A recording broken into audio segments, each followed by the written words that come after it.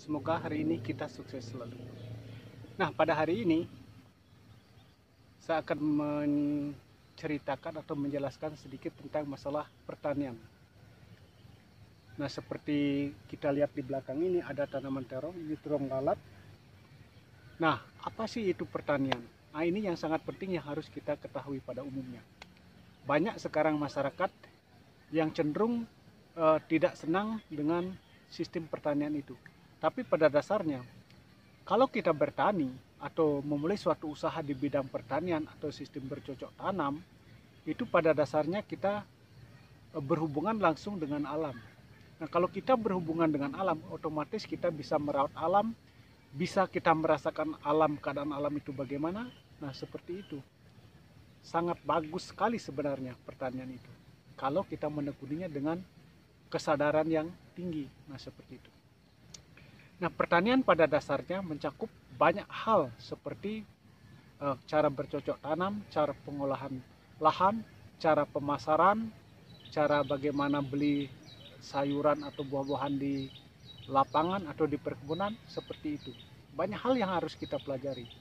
Nah, khususnya bagi para petani, cenderung pertanian itu ada yang nama istilahnya ingin mendapatkan sesuatu yang lebih. Bahkan bukan hanya petani, usaha pertanian sebenarnya. Usaha apapun yang kita lakukan, pada dasarnya keinginan untuk melakukan kegiatan seperti itu cenderung untuk mendapatkan hasil yang lebih atau mendapatkan keuntungan. Begitu juga dengan pertanian. Pada dasarnya semua orang melakukan kegiatan apapun untuk mendapatkan keuntungan. Nah, seperti itu. Petani juga seperti itu. Nah, bagaimana cara kita mendapat keuntungan seperti itu? Nah, ini yang harus kita perhatikan, saudara-saudara.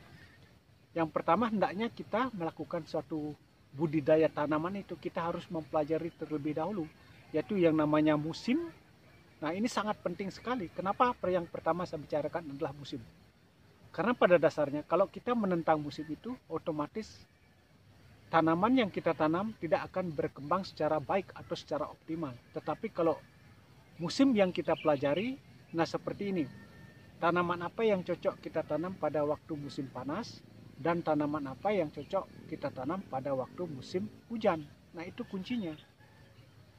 Walaupun di lapangan kadang-kadang pada waktu musim panas harga sayuran tinggi atau musim hujan sayuran tinggi.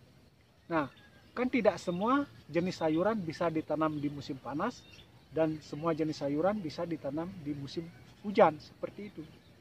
Nah, kita harus pelajari hal-hal seperti ini. Contohnya di sini, tanaman terong, nah seperti ini.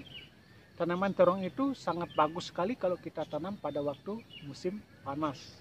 Nah, karena kalau musim hujan cenderung terjadi kelembaban yang tinggi. Jadi tanaman terong itu kurang bagus sebenarnya, saudara-saudara, kalau kita budidayakan pada waktu musim hujan. Lain dengan hal tanaman yang lain seperti kangkung, bayam itu bagus sekali di musim hujan. Nah, seperti itu. Nah, bagaimana cara kita mengoptimalkan hasil daripada pertanian itu sendiri? Ya, salah satu caranya adalah lakukan perawatan yang benar, pengolahan lahan yang benar, dan penyemprotan ataupun pemberian pupuk susulan yang benar juga.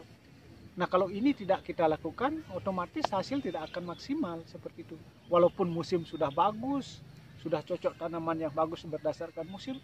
Nah, kalau perawatannya kurang, ya tidak, hasilnya seperti tadi saya katakan tidak maksimal juga seperti itu. Nah, cenderung kesalahan daripada petani pada umumnya adalah terjadi pada saat harga mulai relatif. Relatif artinya kadang-kadang harga itu tinggi, kadang-kadang harga itu rendah. Ini cenderung mempengaruhi daripada kegiatan para petani.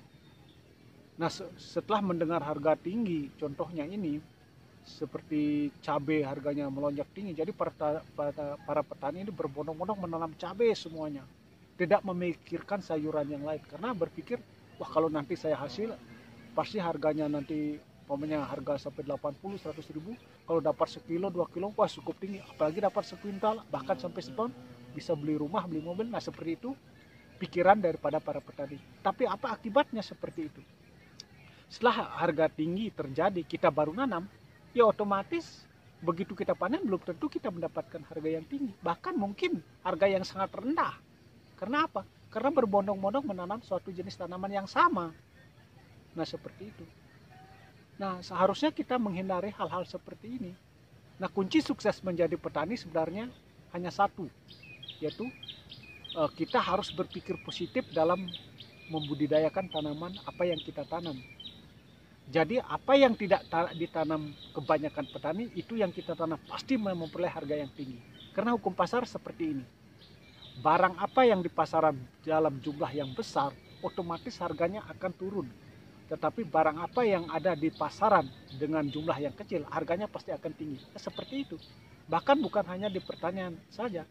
Di bidang apapun seperti itu. Kalau barang jumlah yang besar, itu harga otomatis menjadi rendah. Tetapi kalau barangnya sedikit, itu harganya otomatis akan menjadi tinggi. Itu kuncinya sebenarnya. Salah satu kunci keberhasilan dalam budidaya petani. Makanya menjadi petani itu harus kita, daya pikir kita, daya nalar kita untuk menanam sesuatu tanaman itu harus benar-benar kita pelajari seperti itu. Nah, seperti ini. Kalau tidak bisa seperti itu, tanamlah suatu tanaman yang bisa menghasilkan, tanam sekali bisa menghasilkan berkali-kali. Nah, seperti ini contohnya terung lalap. Nah, seperti ini mereknya Gelatik. Jadi terung lalap ini umurnya sangat panjang, saudara-saudara. Walaupun mungkin harga di pasaran tidak terlalu tinggi seperti tanaman cabai, seperti itu. Tetapi kalau kita menanamnya, istilahnya tanam sekali hasil sampai berkali-kali, kan menguntungkan juga. Jadi tidak mengeluarkan biaya yang banyak. Saudara-saudara sudah ketahui kalau menanam terung lalap seperti ini, jadi biayanya tidak terlalu banyak. Jadi penyemprotannya tidak terlalu intensif seperti tanaman cabai dan tanaman yang lain. Jadi otomatis pengurangan biaya itu terjadi. Nah, seperti itu. Nah, siapa yang tidak berkeinginan seperti ini? Bagi para petani pemula khususnya saya sarankan seperti ini, nanam sekali, panen berkali-kali, seperti itu. Dengan itu pasti mendapatkan penghasilan yang lebih. Walaupun tidak sekaligus banyak. Kalau memang kita menanam tanaman cabai, kebetulan dapat harga, memang kalau kita dapat banyak barangnya, kita mendapatkan keuntungan yang besar, mendapatkan uangnya banyak. Tetapi dalam waktu yang sama kan itu tidak setiap saat terjadi. Tapi kalau tanaman seperti ini, nanam terung lalap seperti ini, jadi walaupun kita harganya agak rendah di pasaran, kalau kita rutin panennya, yaitu 3 hari sekali atau 4 hari sekali, apalagi dalam kurun waktu yang cukup lama, bahkan sampai setahun, itu kan cukup banyak. Kalau kita seumpamanya harganya 2.000 perak di pasaran, kemudian kita 2-3 hari sekali panen sekuintal, itu kan 200.000 per 3 hari selama 1 tahun. Ya siapa yang bilang kecil, kan sangat menguntungkan. Nah, saran saya bagi para petani, khususnya petani pemula, tanam seperti ini. Sangat menguntungkan sebenarnya. Nah, saya sendiri menanam seperti ini. Dulunya saya memang petani bukan hanya terong saja, banyak yang saya tanam seperti cabai, brokoli, kembang kol, dan lain sebagainya. Tetapi kalau dari segi perhitungan sangat menguntungkan tanaman seperti ini. Ya, istilahnya tanam sekali, panen berkali-kali. Makanya menjadi petani itu tidak harus kita mengeluarkan biaya banyak, biaya yang besar, tetapi konsepnya adalah bagaimana cara mengeluarkan biaya yang sedikit, memperoleh hasil yang sebesar-besarnya atau mendapat keuntungan yang sebesar-besarnya. Itu kuncinya menjadi sukses menjadi petani atau memperoleh hasil tambahan. Nah, seperti itu. Nah, mungkin sampai di sini saran saya yang saya sampaikan, semoga ini bermanfaat bagi kita semua. Tetap bersemangat dan menjalani suatu kegiatan untuk mendapatkan hasil yang lebih yang kita harapkan.